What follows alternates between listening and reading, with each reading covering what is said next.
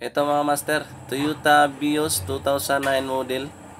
So, check engine light problem at sabi ng may-ari, mahina humatak.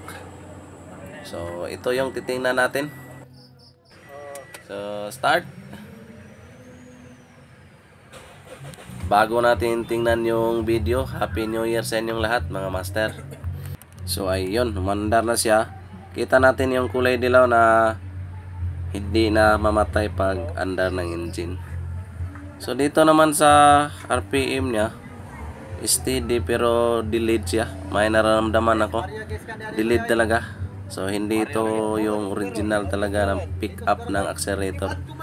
So check natin yung mga spark plug nito at coil. At lilinisan na rin natin yung throttle body. So siyempre, itong engine niya, dahil medyo ayan may palya talaga. So scan muna natin to mga master para makita din natin yung fault code. So ang lumabas sa scanner natin ay heater control circuit low bangkwan. So aba, sira to mga master. So oxygen sensor number 1. So dahil yun yung sinabi ng scanner natin, so dito tayo sa harap ng engine. So circuit low ha. Aba, uy, surprise. Hindi nakasaksak yung sakit mga master oh. So ito lang yung dahilan bakit nag-check engine yung sasakyan. So hindi pala nakakabit. So may gumalaw na siguro nito at hindi naibalik, kaya ito yung nangyari. So ibalik natin mga master.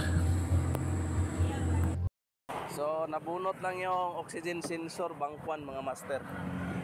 So pagkatapos nating isalpak, so tingnan na natin dito kung umilaw pa rin ba yung check engine. So start. Ayun. So wala na. So parang madilim ah. So wala nang naka-indicate dito. So patayin natin ulit at para makita natin yung check engine. Off, on. Ayun. So may naka-check engine dito. Ayan eh. Dahil pinatay natin yung makina. So battery indicator. So start natin. So dapat pag start ay wala na yan. Yung kulay dilaw. So start. Ayun. So kaya nag-check engine yun mga master dahil yung oxygen sensor bank 1 ay nabunot. So siguro may gumawa tapos hindi lang naibalik pagsalpak yung oxygen sensor or ano ba talaga yung nangyari.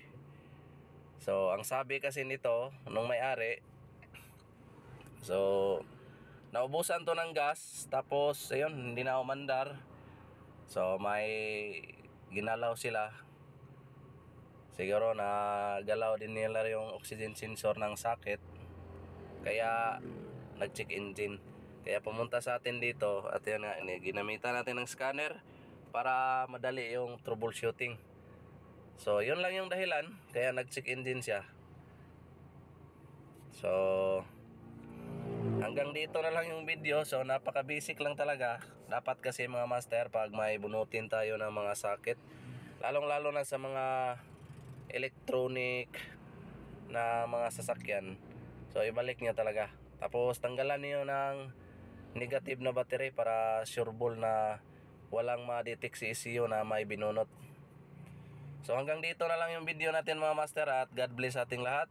So sa mga hindi pa naka-subscribe sa YouTube channel natin, so wag niyong kalimutan i-subscribe and paki-like na rin. So God bless. Yes sir.